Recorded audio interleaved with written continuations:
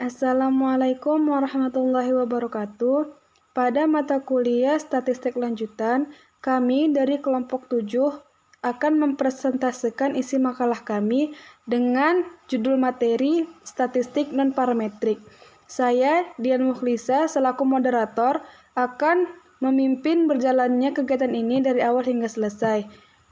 Kelompok 7 terdiri dari 5 orang yang berisikan anggota Sarah Ainun Mardiah Ritonga, Nur Nadiah Andriani, Rosi Septika Wardani, Irsyah Mulyadi, dan saya sendiri Dian Mukhlisa. Adapun judul besar dari statistik non-parametrik, yang pertama adalah definisi statistik non-parametrik, yang kedua penggunaan statistik non-parametrik, yang ketiga metode statistik non-parametrik, dan keempat adalah langkah-langkah uji rank tanda Wilson. Baiklah, kita mulai pada pembacaan makalah yang tertera pada PowerPoint yang akan dimulai oleh saudari Sarah Ainun Mardiah. Bismillahirrahmanirrahim. Nama Sarah Ainun Mardiah Ritonga, NIM 1816040003. Saya dari kelompok 7 ingin mempresentasikan materi kami, yaitu yang pertama, definisi statistik non-parametrik. Istilah non-parametrik digunakan pertama kali oleh Wolfowitz pada tahun 1942. Metode statistik non-parametrik merupakan metode statistik yang dapat digunakan dengan mengabaikan asumsi-asumsi yang melandasi penggunaan metode statistik parametrik, terutama yang berkaitan dengan distribusi normal. Istilah lain yang sering digunakan untuk statistik non-parametrik adalah statistik beban distribusi dan uji bebas asumsi. Statistik non-parametrik banyak digunakan pada penelitian-penelitian sosial. Data yang diperoleh dari penelitian sosial pada umumnya berbentuk kategori atau berbentuk ranking. Non-parametrik adalah suatu uji dengan model yang tidak membutuhkan sebuah parametrik khusus dari populasi yang diamati. Beberapa asumsi yang berhubungan erat dengan uji statistik non-parametrik adalah bahwa pengamatan tersebut bersifat bebas dan variabel yang diamati oleh kontinu. Tetapi asumsi yang dibuat adalah lebih lemah dan kurang teliti dibandingkan dengan uji parametrik. Oleh karena itu, uji non-parametrik tidak membutuhkan ketelitian yang tinggi seperti uji parametrik. Biasanya uji non-parametrik dipakai untuk menganalisis data dalam skala ordinal dan nominal. Uji statistik non-parametrik ialah suatu uji statistik yang tidak memerlukan adanya asumsi-asumsi mengenai sebaran data populasi. Uji statistik ini juga disebut sebagai statistik bebas sebaran atau distribution free. Statistik non-parametrik tidak mengisyaratkan bentuk sebaran parameter populasi berdistribusi normal. Statistik non-parametrik dapat digunakan untuk menganalisis data yang berskala nominal atau ordinal karena pada umumnya data berjenis nominal dan ordinal tidak menyebar normal. Dari segi jumlah, data pada umumnya statistik non-parametrik digunakan untuk data berjumlah sekecil n dari kurang dari 30. Kapankah metode non-parametrik perlu dipakai? Metode ini harus digunakan pada situasi berikut. Pertama, apabila ukuran sampel sedemikian kecil sehingga distribusi statistik pengambilan sampel tidak mendekati normal, dan apabila tidak ada asumsi yang dapat dibuat tentang bentuk distribusi populasi yang menjadi sampel besar. Yang kedua, apabila digunakan data peringkat atau ordinal, dan yang terakhir apabila ada data nominal yang digunakan. Keunggulannya ialah yang pertama, tidak membutuhkan asumsi normalitas. Yang kedua, secara umum metode non-parametrik lebih mudah dikerjakan dan dapat dimengerti dibandingkan dengan statistik parametrik, dikarenakan tidak membutuhkan perhitungan matematika yang rumit dibandingkan dengan statistik parametrik. Yang ketiga, statistik non-parametrik dapat digantikan data numerik atau nominal dengan jenjang ordinal. Yang keempat, kadang-kadang pada statistik non-parametrik tidak dibutuhkan urutan atau jenjang secara formal karena sering dijumpai hasil pengamatan yang dinyatakan dalam data kualitatif. Yang kelima, pengujian hipotesis pada statistik non-parametrik dilakukan secara langsung pada pengamatan yang nyata. Yang keenam, walaupun pada statistik non-parametrik tidak terikat pada distribusi normal populasi, tetapi dapat digunakan pada populasi berdistribusi normal. Kelemahannya ialah, pertama, statistik non-parametrik terkadang mengabaikan beberapa informasi tertentu. Yang kedua, hasil pengujian hipotesis dengan statistik non-parametrik tidak setajam dengan statistik parametrik. Yang ketiga, Hasil statistik non-parametrik tidak dapat diekstrapolasikan ke populasi studi, seperti pada statistik parametrik.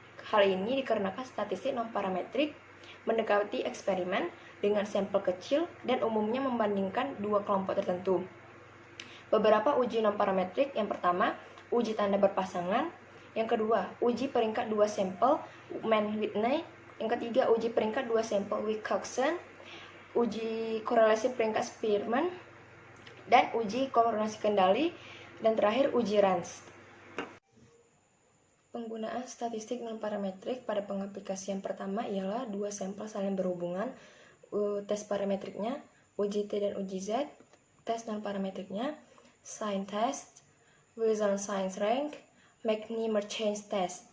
Kemudian pengaplikasian kedua, dua sampel tidak berhubungan, tes parametriknya, uji T dan uji Z, tes non-parametriknya, Mann-Whitney U-test, Moses Extremations, chi-square test, Kolmogorov-Surminov test, Wood-Wolfowitz Rans. Kemudian pengaplikasian ketiga, beberapa sampel berhubungan, tes parametriknya tidak ada, kemudian tes non-parametriknya ialah Friedman test, Kendall W test, Cochrane's Q.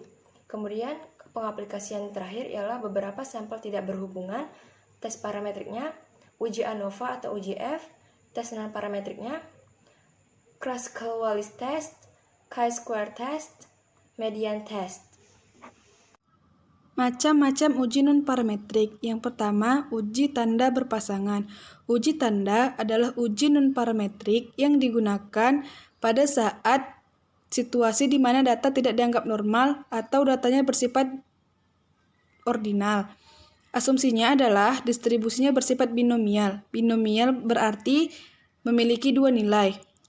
Nilai di sini dilambangkan dengan tanda positif dan tanda negatif. Uji ini akan sangat baik apabila syarat-syaratnya dapat dipenuhi, yaitu pasangan hasil pengamatan yang sedang diamati dan dibandingkan bersifat independen. Yang kedua, masing-masing pengamatan dalam setiap pasang terjadi karena pengaruh kondisi yang serupa. Yang ketiga, pasangan yang berlainan terjadi karena kondisi yang berbeda. Uji dilakukan pada dua sampel terpisah atau independen. Yang pertama, tanda positif terjadi apabila data pada sampel 1 tersebut lebih besar daripada sampel 2 atau pasangannya. Yang kedua, tanda negatif terjadi apabila data pada sampel 1 itu lebih kecil daripada pasangannya, yaitu sampel 2. Yang ketiga, tanda 0 terjadi apabila data pada sampel 1 itu sama dengan pasangannya, yaitu sampel 2. Notasi yang digunakan adalah N. N adalah banyaknya nilai positif dan nilai negatif dalam sampel. Lalu ada P bar. P bar adalah proporsi sukses dalam sampel dan Q bar adalah 1 dikurang dengan P bar. Lalu ada P0. P0 adalah proporsi sukses dalam H0 dan Q0 adalah 1 dikurang dengan P0. Standar error di mana galaksi baku sama dengan sigma P bar sama dengan akar dari P0 dikali dengan Q0 dibagi dengan N. Dengan rata-rata sampel sama dengan mu P bar sama dengan P0. Statistik uji yang digunakan adalah dengan Z hitung, di mana Z hitung sama dengan P bar dikurang dengan mu P bar dibagi dengan sigma P bar. Dan Z hitung sama dengan P bar dikurang dengan P0 dibagi dengan akar P0 dikali dengan Q0 dibagi dengan N. Sukses tergantung dari apa yang ingin ditanyakan atau yang ingin diuji dalam soal. Jika yang ingin diuji adalah sampel 1 lebih besar daripada sampel 2, maka sukses adalah banyaknya tanda positif. Dan apabila yang ingin diuji adalah sampel 1 lebih kecil daripada sampel 2, maka sukses adalah banyaknya tanda negatif. Terdapat 3 alternatif HO dan H1, yaitu yang pertama H0 di mana P sama dengan P0 dan H1 di mana P lebih kecil daripada P0. Uji satu arah dengan daerah penolakan H0 di mana Z lebih kecil dari minus ZA. Yang kedua adalah H0 di mana P sama dengan P0 dan H1 di mana P lebih besar dari P0. uji satu arah dengan daerah penolakan H0 di mana Z lebih besar daripada ZA. Dan ketiga, H0 di mana P sama dengan P0 dan H1 di mana P tidak sama dengan P0. Uji dua arah dengan daerah penolakan H0 di mana Z lebih kecil daripada minus A per 2 dan Z lebih besar daripada ZA per 2. Contoh dapat dilihat pada PowerPoint di mana dinyatakan nilai preferensi konsumen terhadap 2 sabun mandi. Dengan taraf nyata 1%, ujilah apakah proporsi preferensi konsumen terhadap 2 sabun tersebut sama. Seperti yang kita lihat pada tabel, banyaknya tanda positif ada 8 dan banyaknya tanda negatif ada 5. Maka nilai N-nya adalah 8 ditambah 5 sama dengan 13. Rumus yang kita gunakan adalah P bar, yaitu banyaknya positif dibagi dengan banyaknya nilai, berarti 8 dibagi dengan 13, yaitu hasilnya 0,62. Dan mencari Q bar yang rumusnya adalah 1 dikurang dengan P bar, berarti sama dengan 1 dikurang dengan 0,62 dan hasilnya adalah 0,38.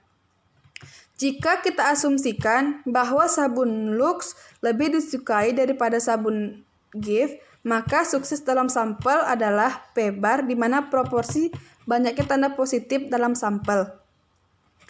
Karena ingin menguji proporsi yang suka Lux sama dengan Gift, maka P0 sama dengan Q0 sama dengan 0,50. Dengan langkah pengujian yaitu 1. H0 banding P sama dengan 0,50. Kedua, statistik uji yang dilakukan adalah tabel Z.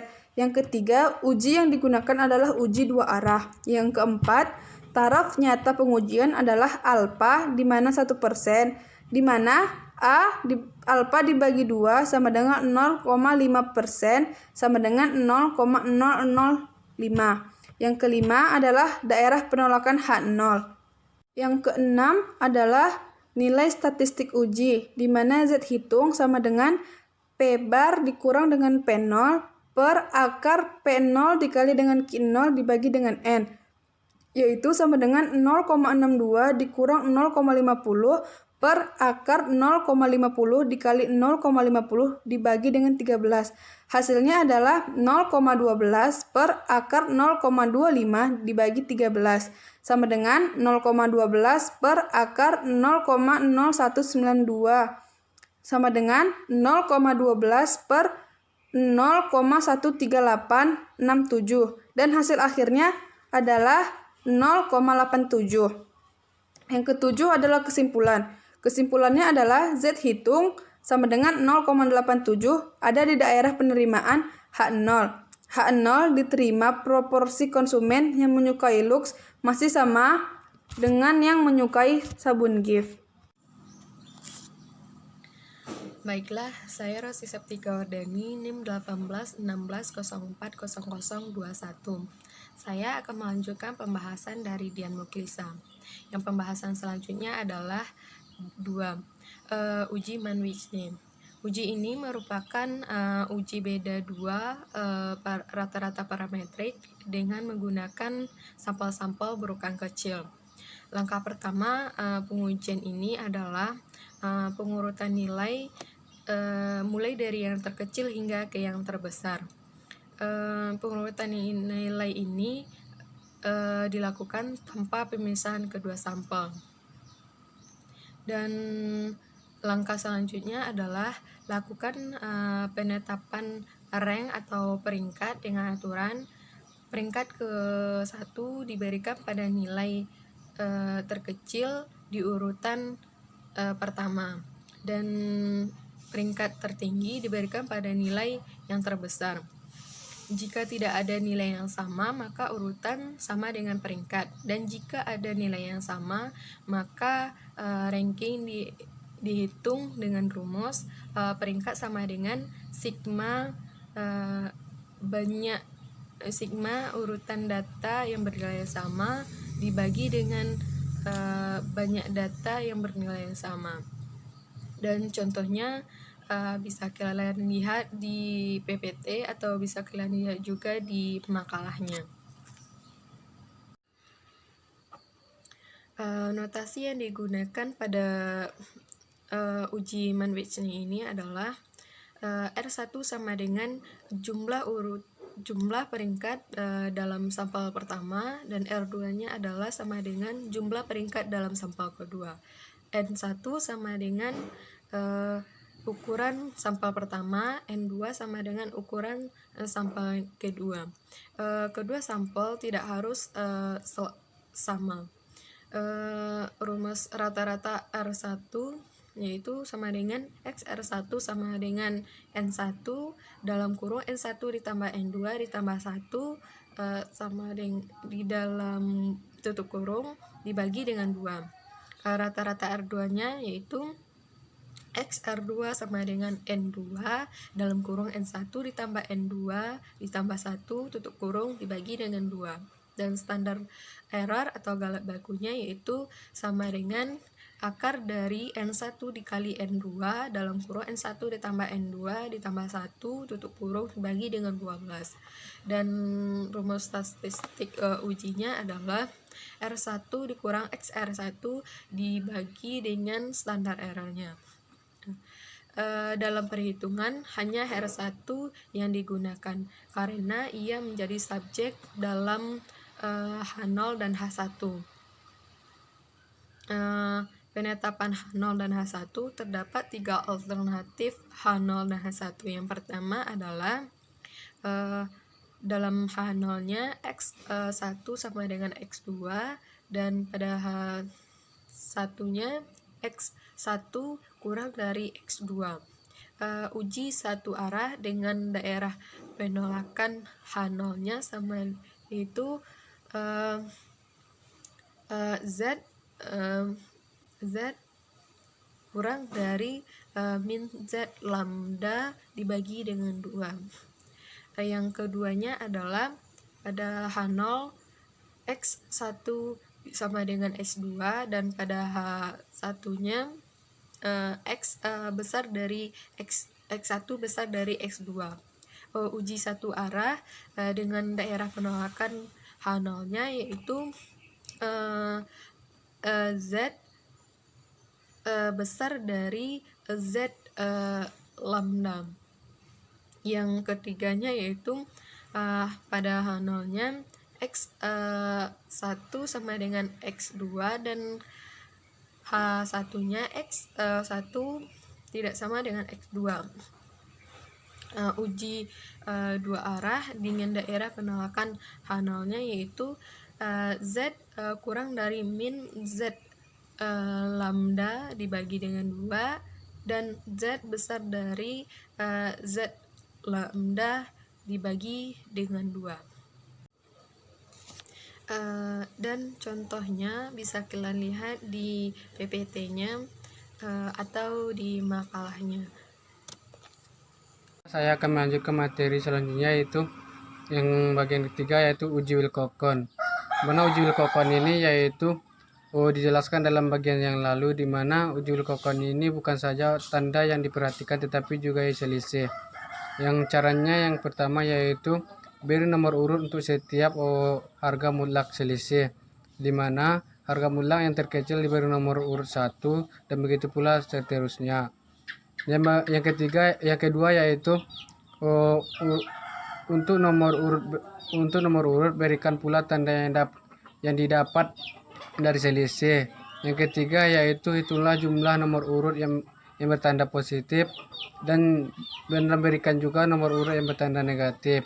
Yang bagian keempat yaitu yang didapat di C, ambillah jumlah yang harga mutlaknya paling kecil.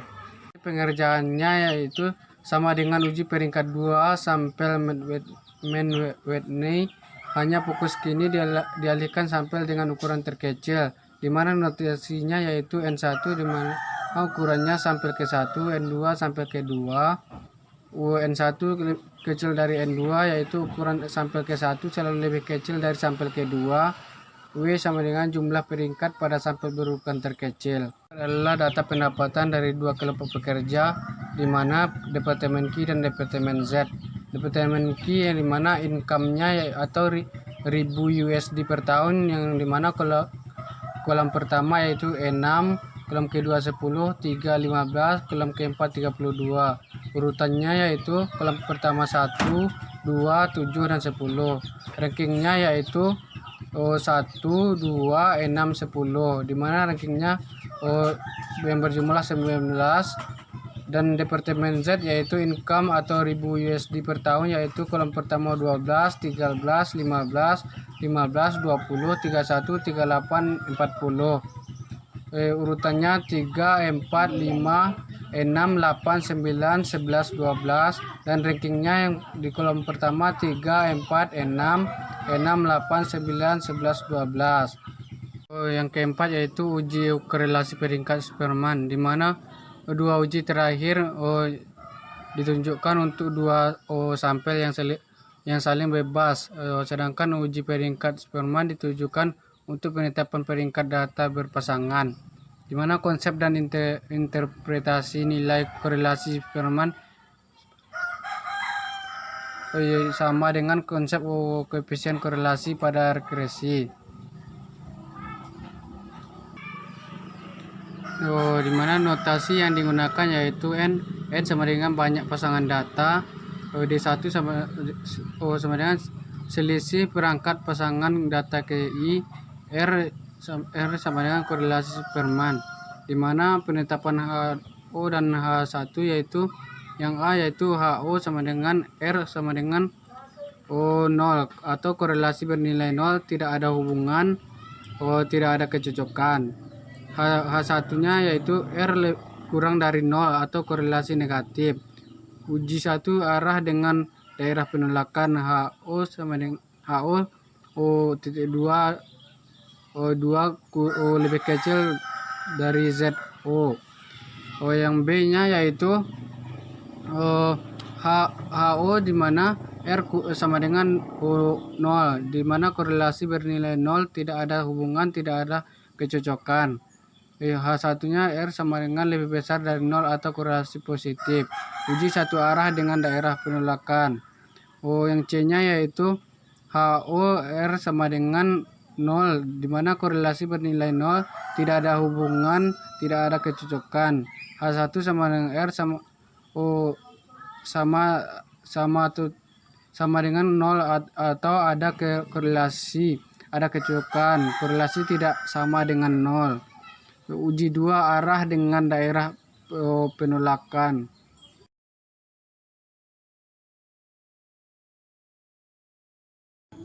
Perkenalkan, nama saya Nur Nadiah Andriani, NIM 1816040011. 5. Uji konkordansi kendal, yaitu pengujian sampel berpasangan ganda, yang mana orang yang memberi peringkat lebih dari 2. Statistik uji yang digunakan yaitu C kuadrat dengan derajat kebebasan atau DB sama dengan N kurang 1 dikali dengan 2X. Notasi yang digunakan N sama dengan banyak pasangan, yang mana N-nya itu lebih dari 8. R jumlah peringkat, K banyak orang yang memberi peringkat, yaitu K-nya lebih dari 2. 6. Uji Rans atau S, yang mana uji ini digunakan untuk menguji keacakan suatu sampel. Uji ini digunakan untuk menguji apakah data sampel diambil secara random atau tidak random, sehingga hipotesisnya ada 2, data diambil secara random dan data diambil secara tidak random. Uji ini dapat menggunakan rumus yang pertama, EU sama dengan 2 kali N1 dikali N2 per N1 ditambah N2, lalu ditambah 1. Lalu menggunakan rumus var U, yang mana rumusnya itu yaitu 2 kali N1 kali N2 dalam kurung dikali dengan 2 kali N1 kali N2 dikurang N1 kurang N2 per N1 ditambah N2 kuadrat dikalikan dengan N1 ditambah N2 dikurang 1. Lalu setelah itu menggunakan rumus Z sama dengan U tambah 1/2 lalu dikurang dengan EU lalu dibagikan dengan akar var U.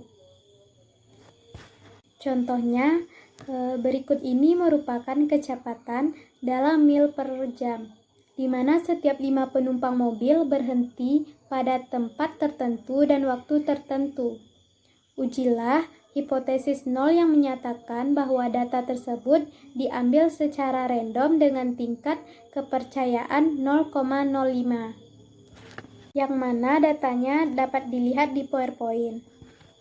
Datanya yang pertama kita urut terlebih dahulu data-data yang di atas. Untuk mempermudah pengurutan data, kita bisa menggunakan cara stem and leaf diagram atau biasa disebut dengan diagram batang daun. Data tersebut pada bagian batang itu kita letak puluhannya dan pada bagian satuan kita letak pada daun. Jadi contohnya 46. Berarti angka 4 kita letakkan di batang dan angka 6 kita letakkan di daun. Dan begitu untuk data yang seterusnya.